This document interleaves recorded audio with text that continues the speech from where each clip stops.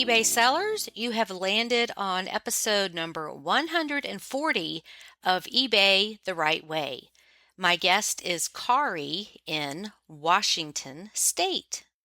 Today's date is November 22nd, 2023, the day before Thanksgiving.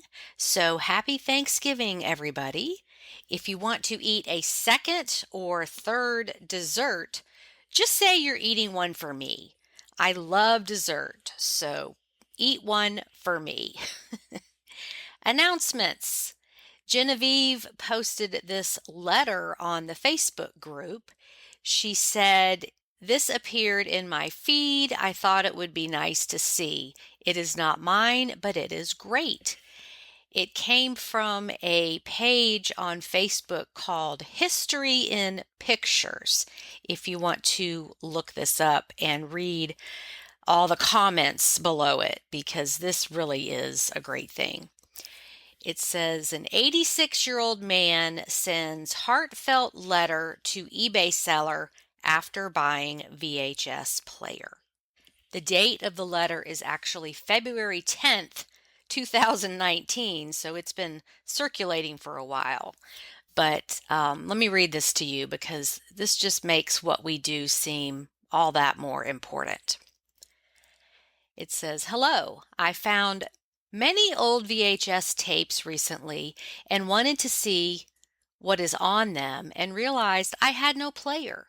So I went to eBay for the first time and discovered your offer. I bought your VHS player and you shipped it within a few days. The player looks new and unused. Amazing.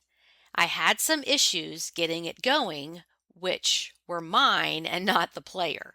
I am 86 and perhaps not up to my game, but I do get there eventually. And I did, and discovered the VHS works perfectly. Thank you so much for your care, efforts, and promptness. I watched tapes of my retirement party from 25 years ago, which I had never seen before. Geez, we were young. Then a tape of my wedding with all the family and friends, many of which are no longer around. Then skiing trips, kids growing up, travels, and most importantly, the gentle maturing of my family. Each one more fun than the last. And thanks to your generous selling of the VHS player. I thought you would appreciate how much someone has enjoyed your offer. Best regards," and he signs his name. So isn't that sweet? This person was able to take a walk down memory lane and watch these VHS tapes that he had never seen before. So it was all new to him. And because of people like us that sell things that help people relive days gone by and just sit in that moment with nostalgia and enjoy it. So I just thought this was very heartfelt, and other eBay sellers might want to know about this. Okay, now on to the conversation with Kari. Welcome back, listeners. I have Kari with us today, and this was a rescheduled do-over because things happen. So yay, we made it. And you are West Coast, so it's 10 o'clock in the morning your time and 1 o'clock my time, right? Yeah. Mm-hmm. Okay. So how are you doing this morning? Are you feeling better? I am. I've had this horrible flu for the last, it's been 2 weeks. So Oh, no. anyway, and I got better, and then I don't know if it's the same flu or a different flu, but I started coming down with something else when, Of course. last weekend. So anyway. Of course. Yeah. And where are you located? So I'm about 30 minutes outside of Seattle. So I'm in the foothills. So I'm east of Seattle in the town of Carnation. Okay. Same Carnation with the milk production. Really? Okay. Yeah. Yeah. So we're I'm east of, so if we go about 20 minutes west, you hit Microsoft and a lot of the tech companies. And then if I just go east, I hit all this farmland. So kind of in the middle of all of that. The best of both worlds. Yeah. Yeah. I love it because we're big. My husband and I are really avid hikers, and we have husky mixes. So yeah, we get our dogs out every day. So lots going on there. Okay, wonderful. So I had you on my list to get on the podcast. I have a very long list. It'll probably take the rest of my life to get to everybody. But then I put out a call for glassware specialists, and you were the only one to respond. So we're going to touch on that later, and maybe we'll have you back on for an episode dedicated just to glassware, because I don't know that we can cram all that in as well as everything else. Yes. Okay. But we start off with what brought you to eBay? When did you start selling? So 10 years ago, my husband and I moved up to the Northwest from California. I grew up in the Pacific Northwest. So we moved back, and I had been working as a photographer for more than 10 years in California. I had like a wedding and portrait studio in California. And when we moved, I didn't really want to do that anymore. I was completely burnt out on that. And but I didn't really have a plan for what I was going to do. We were pretty busy after the move, and I kept having to fly back to California to photograph weddings. And we got rid of a ton of stuff before we moved. We just donated everything. It's so much. And so our house was kind of empty when we moved to the Northwest. And so anyway, we were sort of approaching the holidays, and our house was really empty. And a friend suggested I go to an estate sale. And so I went to the estate sale. It was kind of interesting because we have these storms in October and November, and we were in the middle of a big fall storm. And so like our neighborhood was without power, and a lot of trees were down. And so I got to the estate sale, and the power was out at the estate sale. And the guy who was running it was the first time I'd ever been to any estate sale. And the guy running it was like, I've got this beautiful Limoges set. If you want to have this Limoges China set, I'm getting rid of it for $20 because we got to get rid of everything in this house. And we've had a low turnout because of the storm. And I'm like, well, it's beautiful, but I really don't need, I don't need it. And so I was like, I need furniture. I need stuff for my house. And so I left the sale, and I don't know why, I just kept thinking about that Limoges set. And I was like Googling Limoges China set after that. And I found Limoges China online, and I was like, oh my gosh, I could have bought that and sold it. And so then I got this idea in my head, well, maybe I could start, buying and selling things online. And so I started going to garage sales after that, and buying things that I thought, this was in 2013. So it wasn't, there weren't as many sellers online. And for some reason, I didn't even know about people who sold online. I just thought I had this brilliant idea. And so that's not uncommon. The average person on the street doesn't realize that we do this on purpose. Yeah. We're not just downsizing or getting rid of something. We are actually proactively buying things for the purpose of reselling. And exactly. It's amazing. Yeah. We do this all the time, and it's amazing that the average person has never thought of that. Yeah, I know. And I just was like, I thought I was some kind of genius, because I'm like, I should have bought that set. And so I went to sales, and I bought all this stuff that I thought, oh yeah, people will want this. The first thing I bought and sold was like this Looney Tunes, like a Sylvester, like a Tweety and Sylvester mug. And then I put them up on eBay just because they were what was at this garage sale. I was like, oh yeah, people probably want to buy this. And they didn't sell. I put them up for auction for 99 cents. And they didn't sell, but I think the first thing that I bought a bunch of stuff at that sale, and I bought this Royal Albert. The pattern was called Senorita, and I bought this little bonbon dish and put it online, and I put it up for auction because I think back in 2013 it was still pretty common just to do auctions. So, right. and you know, the bidding went crazy, and I think it sold for over $100. And I was like, wow, this could work. And so I was like, Excellent. Good for at you. the time I was like, I just need to learn the difference between, you know, the Looney Tunes stuff and the, you know, and the stuff that sells for over 100. So Now, what people want versus what they don't want. exactly.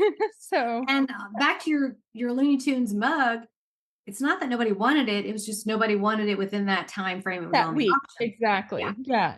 And so, but actually before then, I did have an eBay account. I had an eBay account because when I was a photographer, I would have my assistants sell my stuff on eBay. And I thought like selling on eBay was all this coding, involved a lot of coding. So I had my assistant Okay. sell my equipment on eBay. And then when it was my turn to sell, I was like, oh, I've got to learn coding and all this stuff. I don't know why I thought it was so complicated.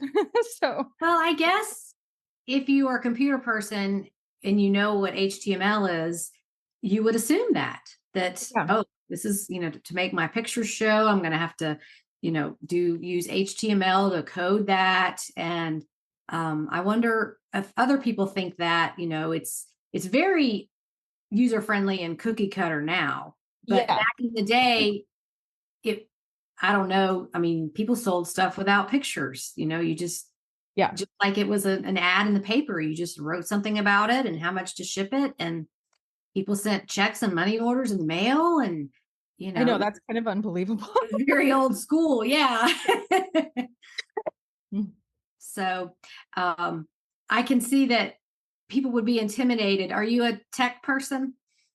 I am not. I mean, even though I worked as a photographer, and I am not really a tech person, and I'm not a person that I don't love reading manuals. So, Well, and like some people are just terrified of the computer and like, oh, I'm not going to be able to do it because I'm not a computer wizard. And they don't realize if you can answer your phone, you can do eBay. I mean, it's that easy. it's true. Yeah. And I worked with digital cameras and everything. And so I was a tech person when it came to cameras, but just not computer, like, I mean, I knew Photoshop and all that. So it's intimidating for a lot of people. yeah. So I see where, especially back in the day when everything was all about coding, that's very understandable. So you got over that and sold an item for $100 and then you were hooked. I was hooked. Yeah. So, okay. Yeah. Okay. So what happened after that? So I did. Yeah. So I got into selling, and then I bought some books on Amazon, like, how to be an eBay, like tricks of the eBay masters and all these. And I started, and I think it wasn't long after that I found the Scavenger Life podcast. And so there was a woman who had like a eBay sellers group, and I joined her group, and then she was supposed to come to Seattle, and I paid for her to come to, to go, out with her buying stuff. And then she canceled, and then she didn't refund the money. And oh no.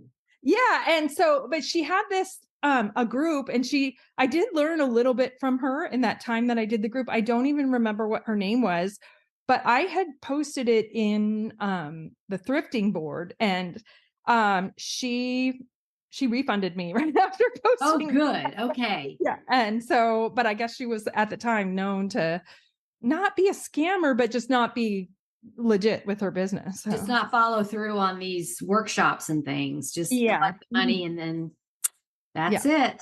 Oh, that's terrible.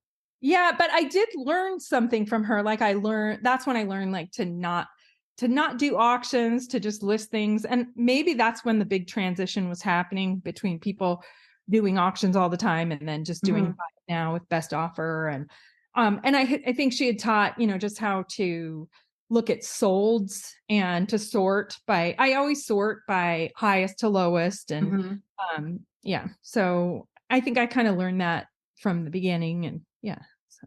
Yeah. I mean, there's a lot of moving parts to learn, but the hardest part is just starting. Just like, I'm going to do this. I'm going to throw myself to the wolves, and I'm just going to, if millions of other people are doing it, you can do it too. So I had come from a photography background, and so we live in the Northwest, and my house is dark because we kind of live in a forested area. And I took pictures inside, and everything was so dark. I think I don't know if I was taking pictures just with my camera at that time, but I remember my pictures just looking awful. And I was like, this is horrible. I'm a photographer and I should take better pictures. And I'm like, you know what? I have lights, and I'd gotten rid of, I started getting rid of a lot of my equipment then. But I was like, I do have studio lights. And so I went on Amazon and I bought one of those little photo boxes to set up a little studio. And so then I set up a studio, but then I became a little bit, you had a podcast a while back where you said you had an assistant that was a photographer, and she spent too much time way back in the day when I was trying to figure out how to do more by hiring people, like what tasks would I give them. And I had to laugh at that one because that's how I was when I first started. I was so nitpicky about the photos, and I was like, I went from horrible photos to being really nitpicky, and then I was like, okay, I have to find some happy medium where the photos look good enough, but they don't have to look perfect. So anyway. Yeah. And that was just the way her mind worked. She would adjust the clothing. Well, should we do this? Should we do that? And like all these different ways. And I'm like, just pick one and do it. So I can get these things listed. And so it wasn't the best fit for what I was looking for. Because I never paid hourly. I always paid by the piece or by the task, because in that situation, it took her a long time to take pictures of 20 things. And it was clothes on a mannequin at the time. I hadn't switched to flat lay, which I tend to like better now. When Poshmark came along and a lot of things were flat lay, I was like, it is faster. And if it's working there, then I'm going to try that. So anyway, but if you are listening and thinking of hiring someone to take photos, it's really more about speed. And, I say good enough is good enough for eBay. This is not going in the Smithsonian.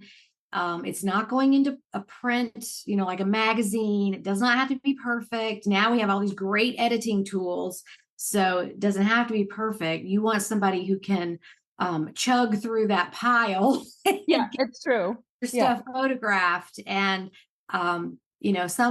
some people just have too many perfectionist tendencies for this to work, and it just takes too long. Yeah. So like, hey, that's a thing that's going to sell for $20. Hopefully it'll be gone in 2 weeks. It's just, let's go.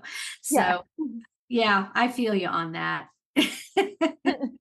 Yeah. So I think, but I do think, I buy stuff on eBay too. And I do think there are a lot of sellers, but you look at the photos and they look, they need to look a little bit better too. Oh, what's on the floor next to their dog or whatever. It's so dark and you can't see the color, or, it's like, and you're looking through souls and you're like, how in the world did this sell? Picture like, and maybe they have 5 words in their title.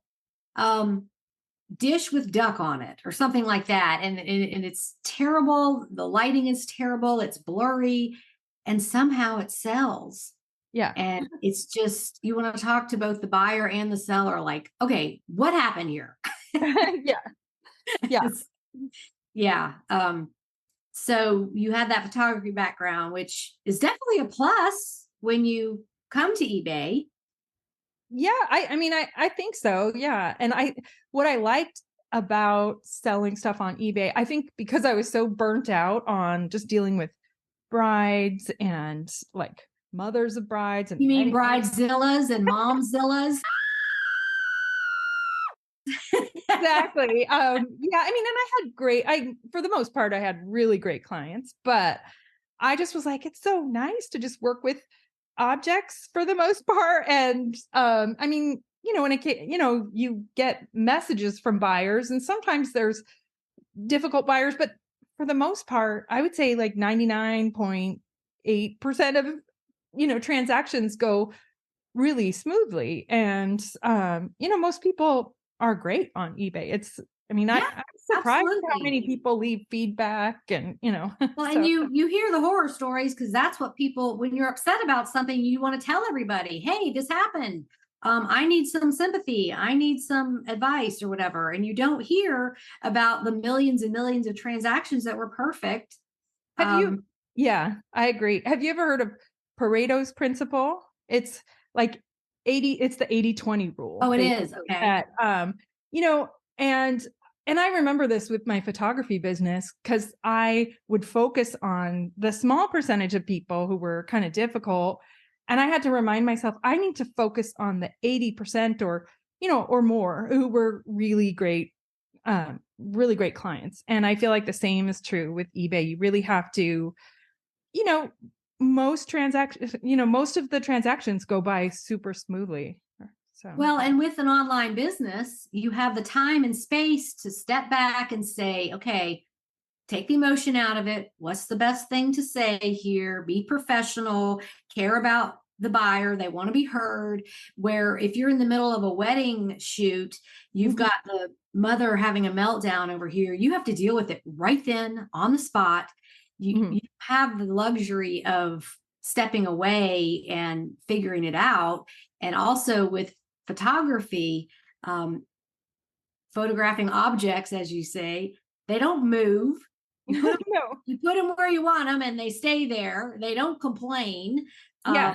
They don't have to go fix their makeup or their hair or whatever it is. That their flowers aren't the right color, or Yeah, it's just objects are a nice break from people sometimes, because they just they don't talk back, and you can leave it there and come back tomorrow, and everything's the same. It's true. Sometimes I stop taking pictures, like I'm tired of it. I want to go do something else, and I'll just leave it right there, turn off the light, and it's waiting for me tomorrow. Exactly. So yeah. Well, let's hear about some more things that you sold, because you sent me a pretty long list. I did. I know. So I want you to pick out what you think the listeners want to hear, because that is their favorite part. Like, what sells? Okay, so something that I've never heard anyone say on your podcast is, so I live in the Pacific Northwest, and I find a lot of Native American items. And so I end up selling a lot of Native American items. And I think a lot of people are confused about it. If you can find a signature on an item, or like if you're selling Native American jewelry, most of it, not most, but a lot of it is signed, and you can figure out who the artist is. You just can Google like silver marks and go figure it out. So I sell a lot of that. I sell a lot of, there's a lot of Pacific Northwest coastal, so I will find a lot of totem poles. Totem poles, I will buy and sell any totem pole I find. And so there's just huge collectors of totem poles. They'll sell really fast. And I also, one of the better sellers was I bought a Native American wolf mask once. And I was able to figure out it was from the Macaw tribe. Anyway, it was the scariest.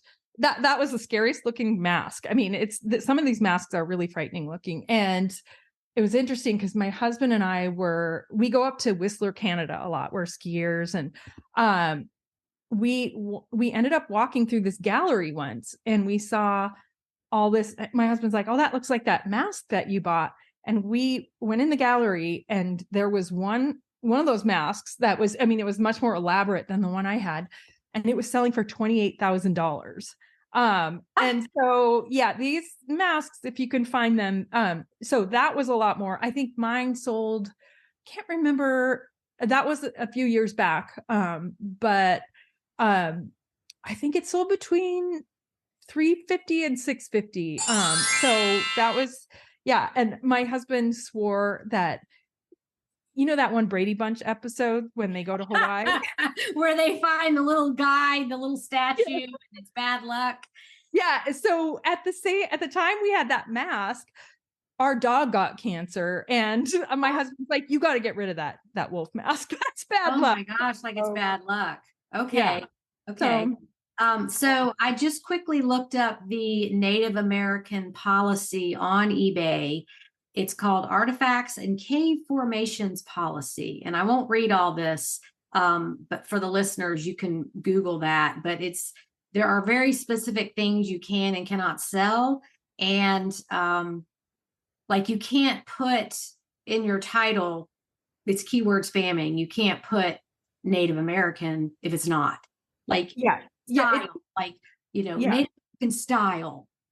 Exactly. So if you find something that's signed, you can often figure out what tribe that person is from. So so artwork, like I'll find paintings or drawings, things like that. So I found that there are better sellers than others. So let's see. The pottery, Native American pottery, doesn't sell as well as some of the textiles. I've sold like these little carpets, or their horse blankets. Saddle blankets. Yeah, I actually have one for sale right now. I found at a garage sale. It was like, it's a tiny little blanket. What is this for? Yeah. And it says on it, saddle blanket. So yeah, and you can tell the Native American ones versus the ones that are like Mexican by the corners, they have these little selvage cords. So if it has fringe all the way across, I believe that is not Native American. But if it has the little, in the corners, the little selvage cords, then that is, like, I think that the tribe is Chimayo, or I might be saying this. Yeah, I might not be pronouncing this right, but anyway, I found out because I went to a garage sale, and this man had a vintage store, and he was older, and he said he just retired and just brought everything home and had it for years. So I bought a big stack of blankets from him. Okay. Those were good sellers. So I just looked up my saddle blanket in my store, and it's El Paso, so that's totally not Native American. Yeah. There's a lot that are from the Southwest or from Mexico that are not. So, I mean, the ones that I sold, I believe that he had told me they were from like the 1930s through the 1950s, and those sold for a decent amount. So, and so where are you finding these Native American items? I find them I don't go to like thrift stores, and I only go to garage sales, and I go to estate sales. And for a long time, for the past few years, I've mostly gone to this one estate sale company, and I was so sad. They closed their doors this year. Oh no. I loved going through that estate sale company because I would just make a huge pile, and then at the end, the woman who ran it, I just loved working with her. I loved her customers. Like there was like a whole crowd of us that were at every sale of hers. And so the only thing is she would just let 2 days before the sale. And I was like, great. And so most of the people, I'm 51, but most of the people were, retired and a lot older than I am. So because they had flexible schedules, but she'd always just let us know about the sales 2 days ahead of time. And it was just the same group of us all the time. And I knew Dennis was there for the records, and I knew, Sandy. And then there's some woman, I call her my Russian nemesis, and I never got her name. So, but there was just a group of us, like most of the men were there for the tools. And so I loved going to that estate sale company because the owner would I would just make a huge pile. And at the end of it, she'd say, okay, be honest. She'd say, let me know what you think. What do you want to pay? And so I would just throw out a number. And usually I'd pay her like, $100 or $200. And what I learned over time is the more I got, the better it would be, because so I would just get as much as possible. So I'd usually go through the whole house several times.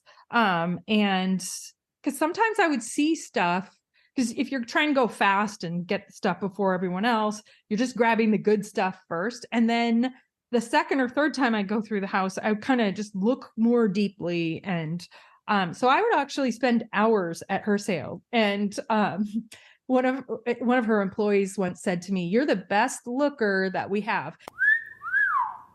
And I thought she was complimenting my looks. I was like, well, thank you're you. so attractive. And they're like, no, you look at everything. She said, no, what I mean is you look through everything. So at one sale, she said, somebody lost their keys, and if anyone's going to find them, you're going to find them. Yeah, that's great. And so, but anyway, I loved the sales because it gave me a chance to kind of take risks and learn about different things. And then, and I kind of have a process where, so I take everything home, and I, like I said, I tried to get as much as possible and take everything home. And then I would immediately look things up and sort them. And so I would make a big pile to immediately get donated. Like, cause once I would look it over, I'd look for any flaws, or so I would make a pile for donation that either immediately goes back to a thrift store, or I'm pretty active on my Buy Nothing group. So I'm constantly listing stuff on the Buy Nothing group. And it's just really neat to, I really love to give to that group because, I gave a cookbook away to that group once, and someone said it was like vintage Louisiana recipes, like from the bayou or whatever. And I'm very obscure. Yeah. And this woman was like, I'm making copies for all my grandkids. These are great recipes. And so it's really rewarding to like give stuff to that group. And and I think one thing that's pretty recent that has really revolutionized the way I list is Google Images. And now, because a lot of stuff I buy and I have no idea what it is. I'm just like, this looks interesting, and and just bring it all home. And sometimes like I have the biggest death pile. I know you're like, don't no, it just all depends on your business model, because I don't like to leave things behind either. It's forget it, because it might not be there when you come back. Exactly. So I try to go through, I write everything down, and then I kind of go, I do all the research and write down what things sell for. And then I just kind of highlight the stuff that sells for the most, and I list the stuff that sells for the most first, so that I do. So I can make my money back I evaluate my haul, and then I'm like, okay, we're going to start with the most expensive thing and work down. Least expensive, because that could sell in 5 minutes, and then you've made your money back. Yeah. And I've had stuff in my pile that I didn't know what it was before I had like discovered Google Images, and I actually do Google Images, and I'm like, oh, like I had something that I had in that pile for over a year. And then I'm like, well, what exactly is this? And I did Google Images, and it was called, it was from a company called Kaleidovision. So it was like this kaleidoscope kit. Okay. I listed it. When I looked it up, I'm like, oh, they sell for, 200, 250. And so I listed it, and I got an offer like within a day, for $200. So, and that had been sitting in my pile for over a year, because I wasn't quite sure what it was. And so, so that was kind of exciting. But the one thing I would say I know sells for a lot, but I have a hard time selling or getting listed, is flatware sets. I have so many flatware sets, because whenever I would go to this estate sale, I'd immediately grab the flatware, because most flatware sets sell between 50 to 200. So so immediately I'd grab the flatware. Unless I would see it was like IKEA flatware or something like that. But even IKEA flatware sells. But Some of it can, yeah. if it's Oneida, and if you find the cube on the back, Oneida flatware sells for a lot. So, Okay. but yeah, I sell because of going to this one estate sale through this one estate sale company so much. I've learned about a lot of different areas like home decor, like glass, kitchen items, textiles. The one area I don't sell a lot in is clothing. I don't do a lot of clothing. So That's okay. You don't have to. yeah. And it's because I don't like I actually will set up like a big studio when I do clothing, and it's just kind of a pain. So anytime I get clothing, I have to set it aside, and I'll And do I it. can't say why I like it so much. I just like working with it. Yeah. I just like the whole time I'm working with it, I'm thinking, oh, this is so beautiful. Someone is just going to love this. This Yeah. fabric feels so wonderful. This cashmere is so luxurious. Someone's really going to enjoy this. And that's where my head is the whole time with clothing. Is like, oh, somebody's going to love that. And Yeah. so that is my playtime, is listing stuff, because I do all these other things. And so it's like, okay, today it's all about me and listing. And Yeah.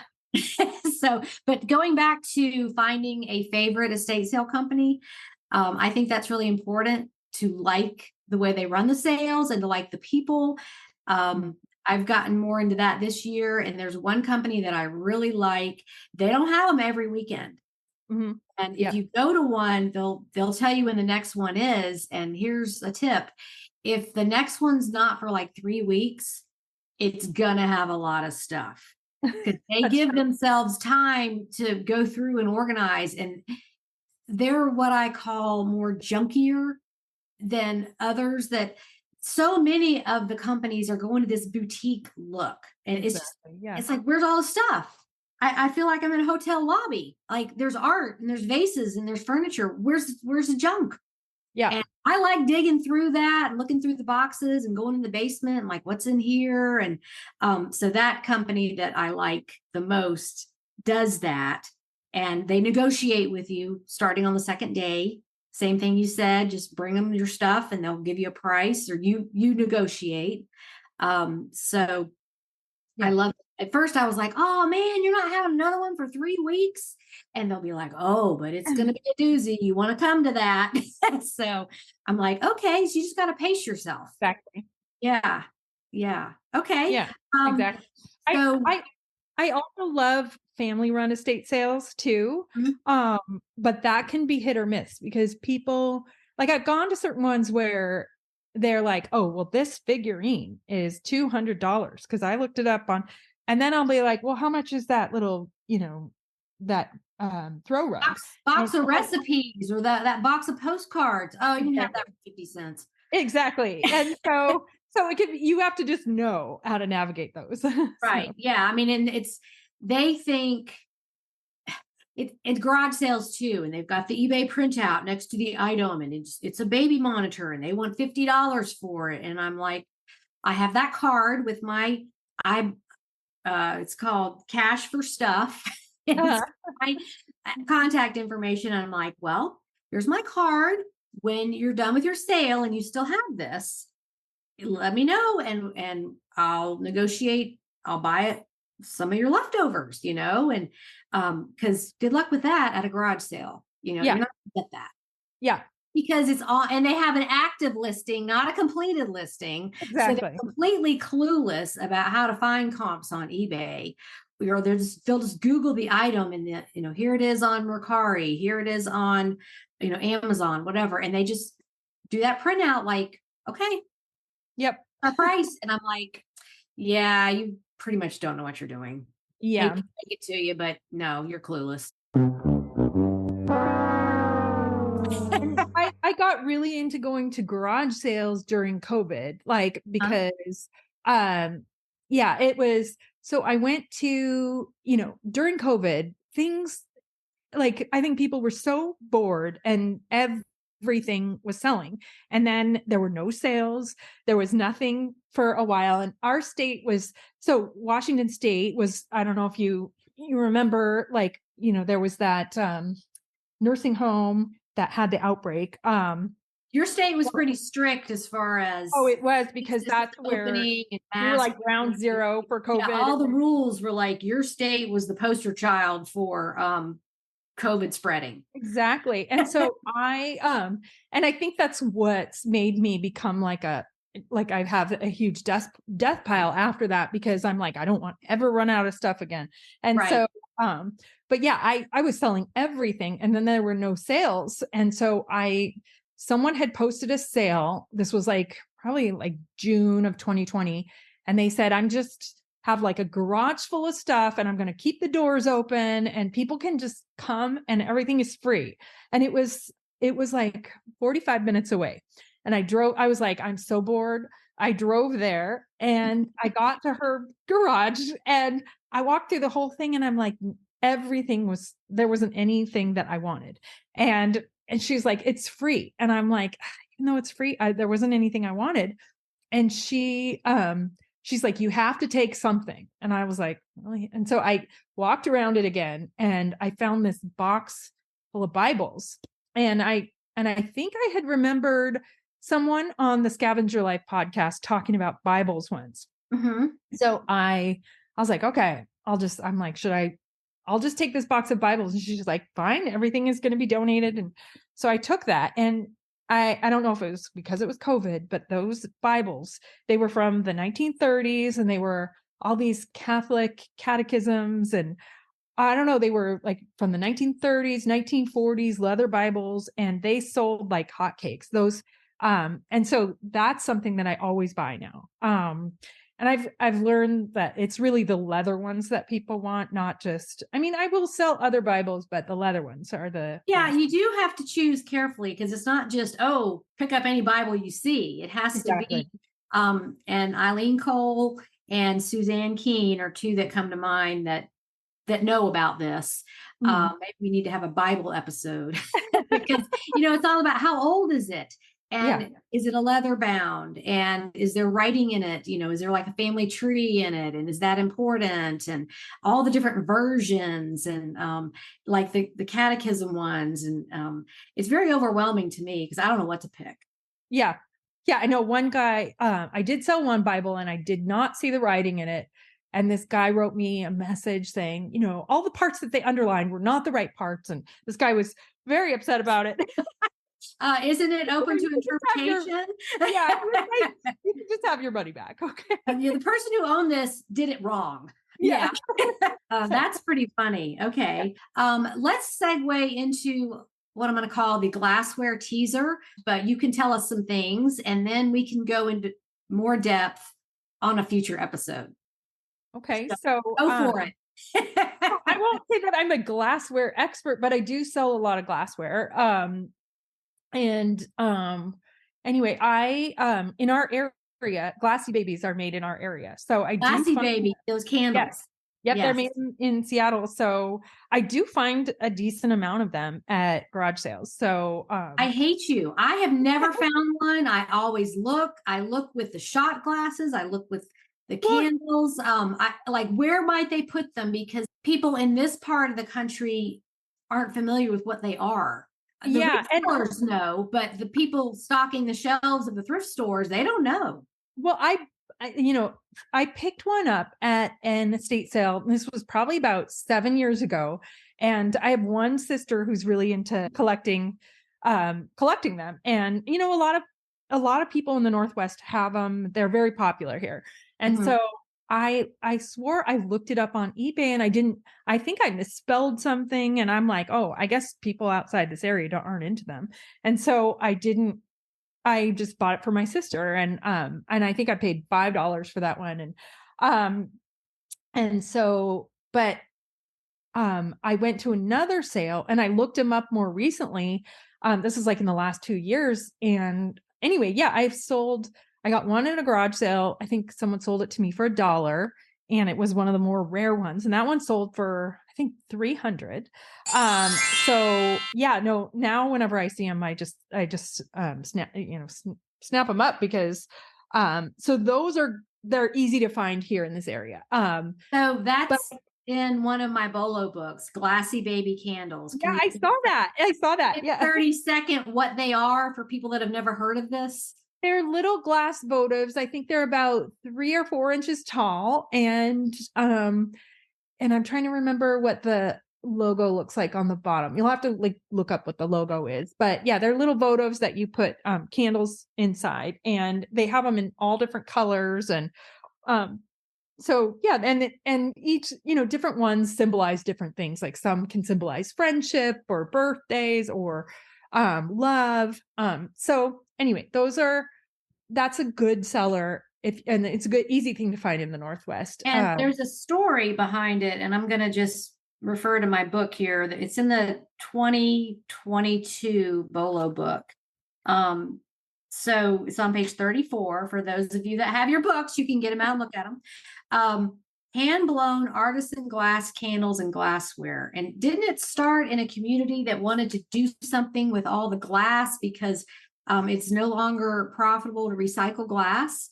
So it might have. And I think a certain percentage goes towards cancer, either cancer research or, so I think that's why one of my sisters, actually 2 of my sisters had breast cancer. So that's why, they can be really popular for that reason as well. Another type of glass that I find a lot, and that you can find is Waterford, Orifors, a lot of, trying to think of all the Tiffany, so baccarat, like the fine crystal. Exactly. So you can find, paperweights, vases, pitchers, like spirits, decanters. So I feel like the Waterford doesn't sell as much as it used to. And same with like the Orifors.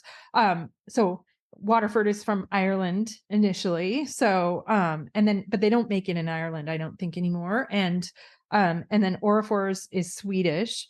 Can you spell that? I think it's Orrefors. And, okay.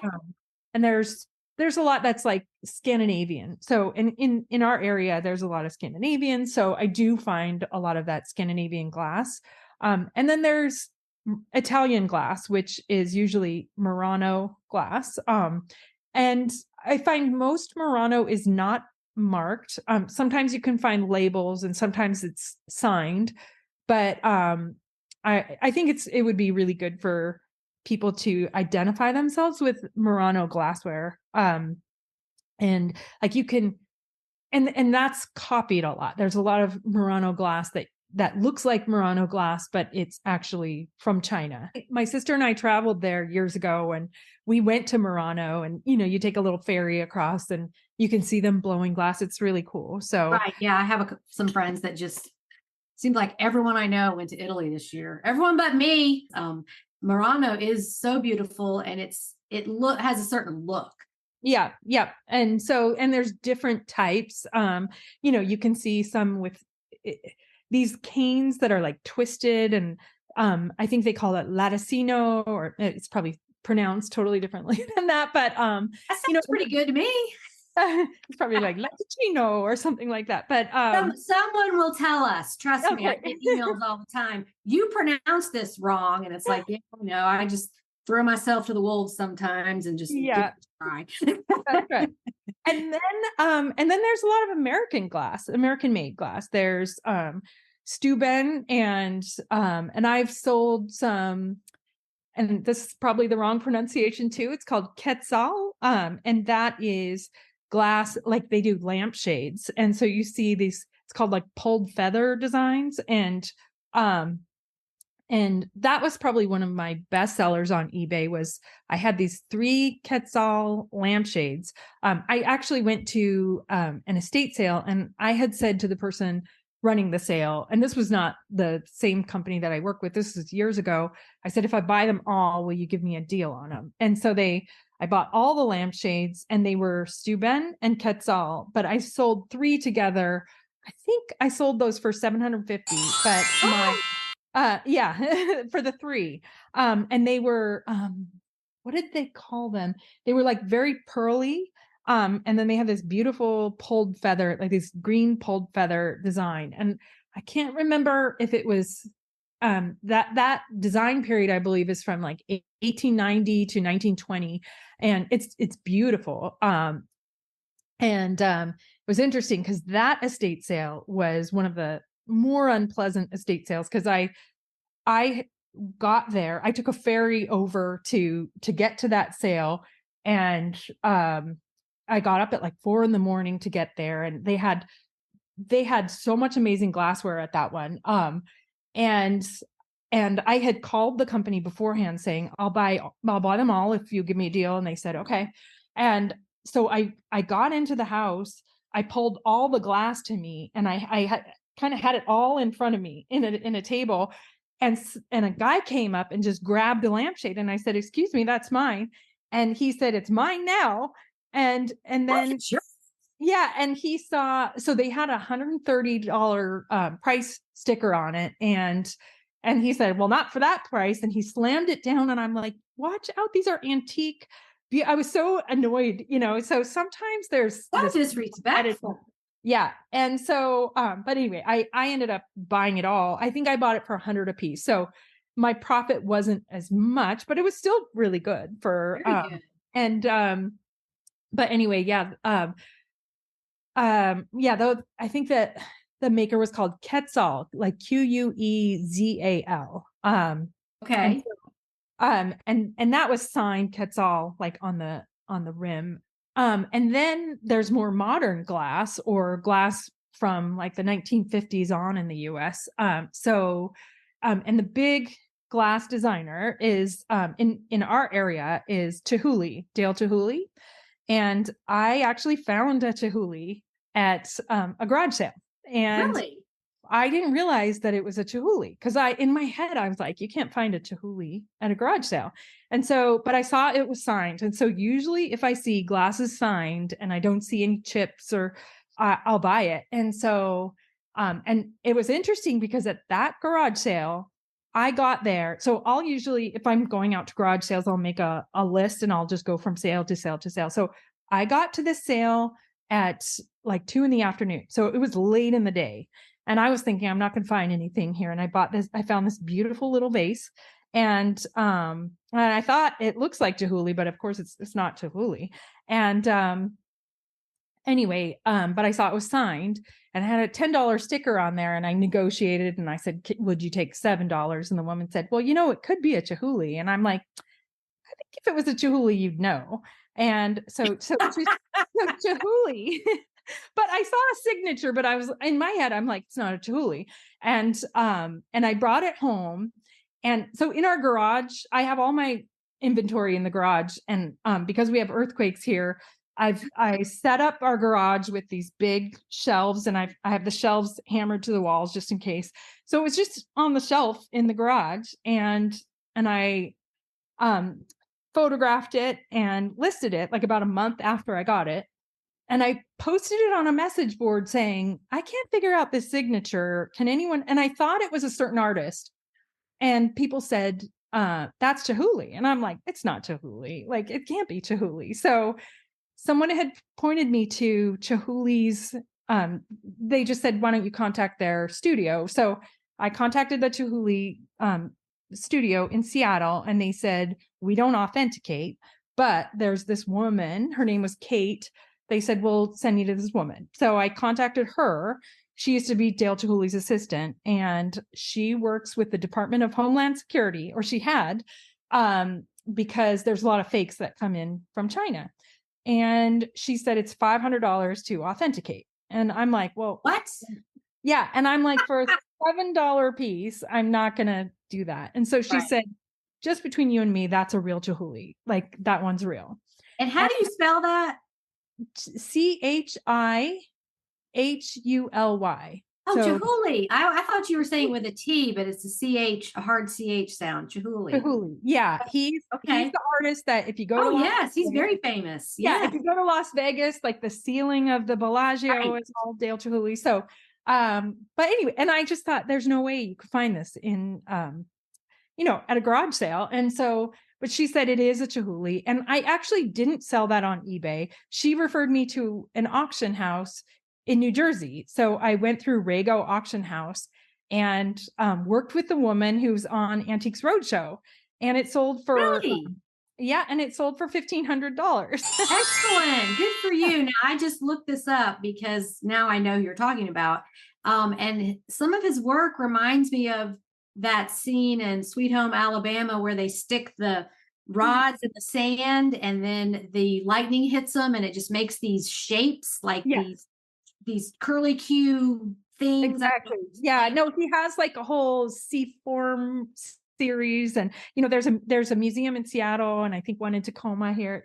So yeah, it's really very funky, I guess, abstract looking. There's lots of light fixtures that are up and here. There's okay. I was Googling this and trying to spell what you were saying, and I was like, nothing's coming up. How do you spell that? So okay, good. That was probably one of but that didn't sell on eBay. So okay. I was a little bit nervous about selling that one on eBay just because and it was interesting because the auction house, they do a glass auction every year, and I signed a contract with them that they would put that in there, and I mailed it off to them, and they asked me to step out of the auction because they valued it at between 1,000 and 2,000. And they were selling pieces that were about 188,000. That's gosh. And so this was kind of too small for them. And but they said because they signed the contract, they were obligated to have it in there. And they said, it's up to you. And I said, no, I want to keep it in there. Because I thought for people who don't get those big, $188,000 pieces that they wanted, I wanted them to get little pieces for their bathroom or wherever. Right. Okay. And this was just a tiny little thing. So anyway, that was it was fun. So we've about run out of time, and you've just barely touched on glassware, but I do want to ask you, what is the most expensive thing, the highest price thing you've sold on eBay? On eBay, I think it was probably the Quetzal lampshades, and either that or I did sell. So that was $750, but my profit wasn't as high because I paid $100 a piece for those. So I think next would be I do a lot of jewelry, and I sold a necklace that was it was an Italian necklace. It was 14 karat gold that I got at a garage sale for $1. It looked like costume jewelry, and it was 14 karat gold, and it had like this little Spartans carved into, so it had like green glass, and I believe it was like carnelian, and it had like these carvings in it, and I think it had like a lapis, so it was green and lapis, and so I think it might have been either jade or trying to remember what the other. It wasn't jade, but anyway, it was. I think that sold for $550. So that was a good profit. Excellent, and it was $1. And it was $1. So I try to keep the things that I buy at. I don't spend a lot for things because you never know if they're going to sell. So I hear you on that.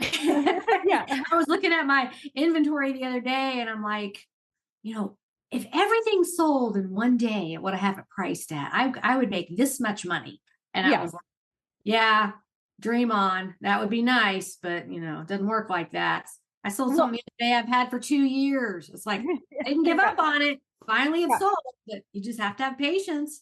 Well, I found out about an estate sale company in our area that is selling everything through Max Sold, because I think a lot of the estate sale companies now during COVID, they switched their models and they're not doing as many in-person sales. Right. And I think part of that is also because people break into the houses in our area. There's a lot of theft. And so they don't want to list the addresses.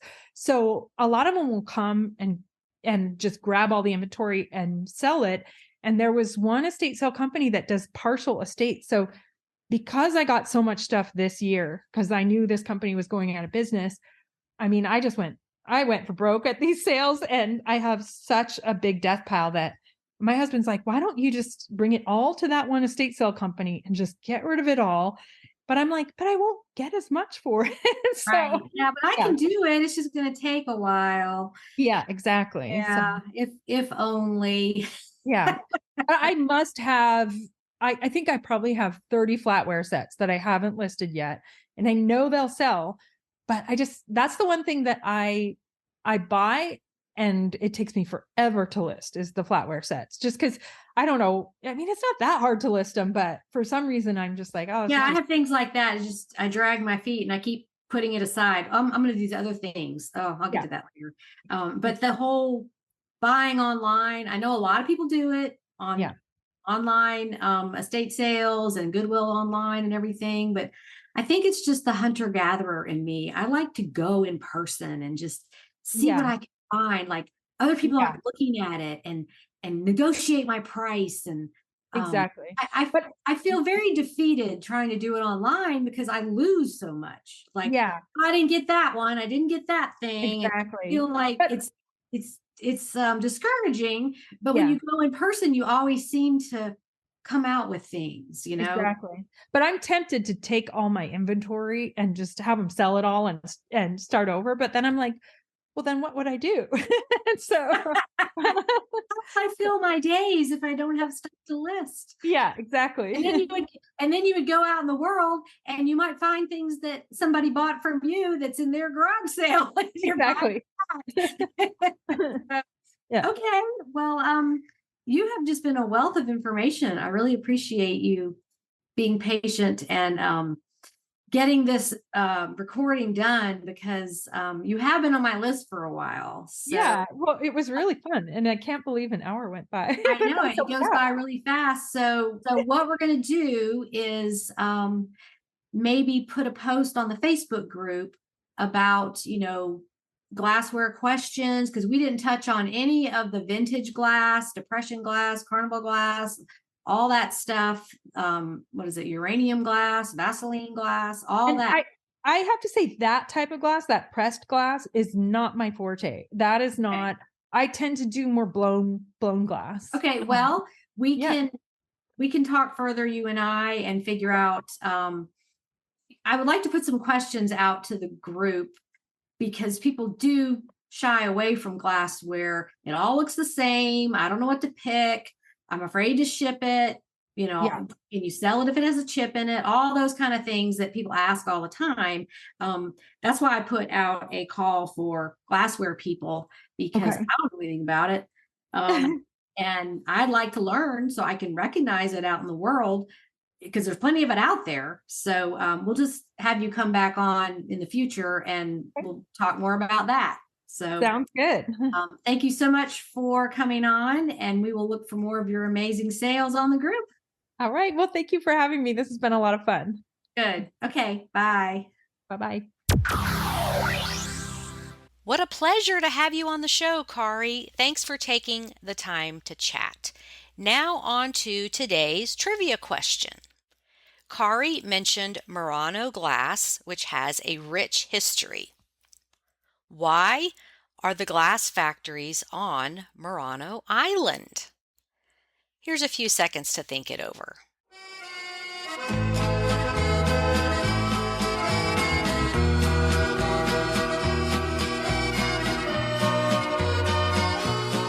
Okay, glassmaking existed since the 10th century in Venice and has been operating continuously since then. Glass was one of the Renaissance's most wished-for treasures. Glass, at one point in history, was extremely luxurious and a valuable commodity available only to the rich and wealthy people. In 1291, the Venice government banned the furnaces from central Venice and moved them to the island of Murano. This was due to the fear of fire in the wooden structures of a crowded Venice city and also to isolate the master glass blowers to prevent their sharing valuable glass-making secrets. The glass blowers became virtual prisoners on Murano, where the penalties for divulging glass blowing secrets could include death. So when you visit Murano, you take a ferry over to the island. So that's why it's there. Okay, next week's guests are Toby and Colleen, a dynamic duo husband and wife team who are also traveling medics. They have figured out how to craft their eBay business around their regular jobs and have sold some really fascinating items. So you don't want to miss that episode. Thank you, listeners, for spending the last hour with us, and I will talk to you next week. Bye for now.